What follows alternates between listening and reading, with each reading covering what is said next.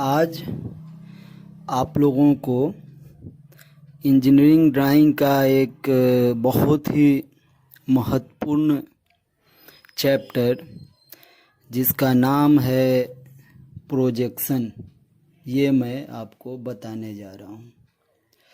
इसमें मैं आपको प्रोजेक्शन का डेफिनेशन मतलब प्रोजेक्शन का परिभाषा, प्रोजेक्शन का महत्व और प्रोजेक्शन कितने प्रकार के होते हैं इसके बारे में आप सभी को समझाऊंगा। इससे पहले आप लोगों से गुजारिश है कि मेरे चैनल को अधिक से अधिक संख्या में सब्सक्राइब करें और शेयर भी करें ताकि अधिक से अधिक लोगों तक मेरी बातें पहुंच सके, मेरा ये प्रोजेक्शन का चैप्टर पहुंच सके, जिससे गरीब छात्रों को भी लाभ मिल सके। तो आइए शुरू करते हैं।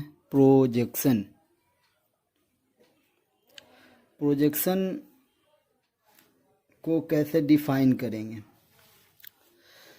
आप देखिए यहाँ पे आपके स्क्रीन पर दिखाई दे रहा है कि अगर किसी वस्तु के विभिन्न कोनों से प्रक्षेप किरणें किसी तल पर गिराया जाए और प्राप्त बिंदुओं को क्रमबद्ध रूप से मिला दिया जाए तो तल पर प्राप्त आकृति को प्रक्षेप कहते हैं।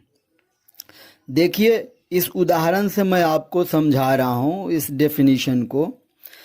देखिए यहाँ पे एक मशीन पार्ट है ना। इस मशीन पार्ट के विभिन्न कोनों से, ये देखिए विभिन्न कोनों से हमने प्रोजेक्टर्स खींचे हैं। ये देखिए यहाँ से ये प्रोजेक्टर खींचा, यहाँ से ये खींचा, यहाँ से ये खींचा और उसके रास्ते में एक प्लेन को मैंने रख दिया है। ठीक है, प्रोजेक्टर खींचें या इधर से सोर्स ऑफ लाइट दें। यहाँ से जब हम लाइट देंगे तो ये वाला व्यू, ये इसका छाया इस पर्दे पे प्राप्त होगा। ये पर्दा कहने का मतलब है कि इस प्लेन के ऊपर प्राप्त होगा। देखिए इसके विभिन्न बिंदुओं से, विभिन्न कोनों से मैंने प्रोजेक्टर्स इस प्लेन पे गिराया तो यहाँ पे हमें 4 पॉइंट मिला। इन्हीं चारों पॉइंटों को जब हम क्रमबद्ध रूप से मिलाएंगे, देखिए हमने इसको, इस पॉइंट को इस पॉइंट से मिलाया, इस पॉइंट को इस पॉइंट से, इसको इससे और इसको इससे। अब जब क्रमबद्ध रूप से चारों पॉइंटों को मिलाया और इस प्लेन के ऊपर इन बिंदुओं को मिलाने से जो आकृति बनी, ये देखिए ये आकृति बन रही है इस प्लेन के ऊपर, इसी आकृति को हम लोग प्रोजेक्शन कहते हैं। अब इसकी ज़रूरत क्यों है, प्रोजेक्शन को पढ़ने की ज़रूरत क्यों है, इसे समझना है हमें कि आखिर क्यों हम लोग प्रोजेक्शन चैप्टर को पढ़ते हैं और इतना तरजीह देते हैं। आप मशीनों के बारे में जानते हैं।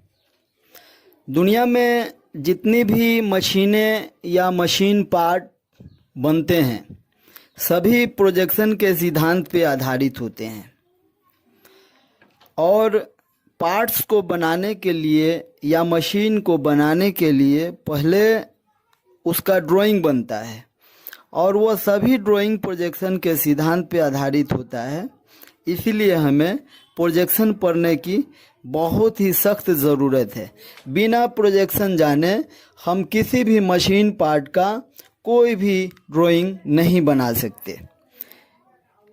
ओके, अब हम लोग देखते हैं प्रोजेक्शन के प्रकार, टाइप्स ऑफ प्रोजेक्शन। क्या टाइप्स ऑफ प्रोजेक्शन? वैसे तो प्रोजेक्शन के बहुत सारे प्रकार हैं, परंतु सुविधा के लिए हम लोग आवश्यकता अनुसार इसे दो भागों में बांट देते हैं। पहला ऑर्थोग्राफिक प्रोजेक्शन, पहला क्या है? ऑर्थोग्राफिक प्रोजेक्शन, और दूसरा पिक्टोरियल प्रोजेक्शन, हिंदी में इसको बोलते हैं चित्रीय प्रक्षेप, और ऑर्थोग्राफिक प्रोजेक्शन को हिंदी में लंबकोणीय प्रक्षेप बोलते हैं। तो ऑर्थोग्राफिक प्रोजेक्शन को हम लोग पहले डिफाइन करेंगे। सपोज कि हमारे पास ये एक ऑब्जेक्ट है, यह एक ऑब्जेक्ट है, तो सामने से जब हम देख रहे हैं तो ये वाला सरफेस दिखाई दे रहा है। अब जब हम कागज़ पे इसको उतारेंगे तो ये इस तरीके से आएगा, ऐसा दिखेगा कागज़ पे, ऐसा दिखेगा ना, देखिए ये वाला ऐसा ही दिखेगा ना। फिर हम अगर इसको ऐसे कर देते हैं तो ये वाला भी हमें कागज़ पे उतारना है, तो देखिए इस तरीके का ऐसा दिखेगा, ऐसा ही दिखेगा। अब हमें ये वाला व्यू देखना है तो ऐसा दिखेगा, इसमें देखिए इस तरीके से, ठीक है। अब हमें इसको देखिए, ये तीनों फिगर का जब आप अध्ययन करेंगे तो पाएंगे कि सभी में दो ही डायमेंशन है। जैसे इसको देखिए, इसमें इसका चौड़ाई है, ये चौड़ाई हो गया, और ये इसका हाइट हो गया, हाइट हो गया। उसी तरीके से इसमें हाइट है, ऑब्जेक्ट का हाइट है, और इसमें थिकनेस है, ऑब्जेक्ट का थिकनेस है। इसमें चौड़ाई है और थिकनेस है, मोटाई है।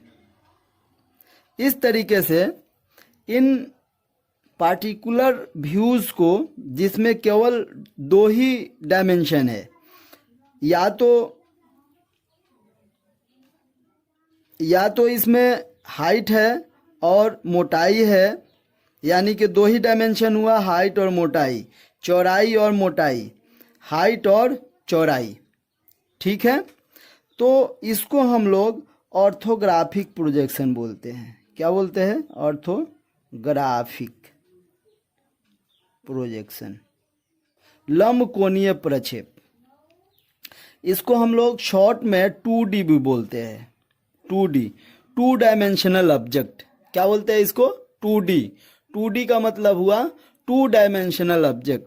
इसमें केवल दो ही डायमेंशन दिखाया हुआ है, यानी कि 2D का हम लोग एरिया निकालते हैं। जिस चीज़ का केवल एरिया होता है उसको हम लोग 2D बोलते हैं, ठीक है। अब चलते हैं, इसका एरिया निकलेगा केवल, है ना। अब 3D में चलते हैं। 3D का मतलब 3 डायमेंशनल, मतलब पिक्टोरियल प्रोजेक्शन को कैसे डिफाइन करेंगे? 3D से डिफाइन करेंगे। ये है पिक्टोरियल प्रोजेक्शन। देखिए, ये है हमारा पिक्टोरियल प्रोजेक्शन, ठीक है। अब देखिए, यही माचिस, ये आपका पिक्टोरियल ऑब्जेक्ट है, इसमें 3D है। कैसे 3D है देख लीजिए।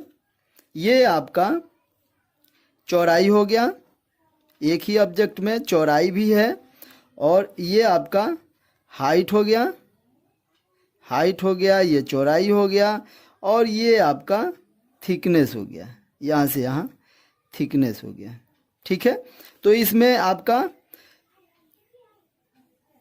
3 डायमेंशन दिया हुआ है, चौड़ाई है, हाइट है और थिकनेस है। इसी को हम लोग 3D बोलते हैं, 3 डायमेंशनल ऑब्जेक्ट बोलते हैं। इसमें हम लोग वॉल्यूम निकालते हैं, 3D ऑब्जेक्ट का वॉल्यूम निकालते हैं, वॉल्यूम, आयतन, ठीक है। तो जिसका हम लोग वॉल्यूम निकालते हैं उसको 3D बोलते हैं, और जिसका एरिया निकालते हैं उसको 2D बोलते हैं। 2D को ऑर्थोग्राफिक प्रोजेक्शन बोलते हैं और 3D को पिक्टोरियल प्रोजेक्शन बोलते हैं। पिक्टोरियल प्रोजेक्शन से ऑब्जेक्ट का पूरा इमेज हमारे दिमाग में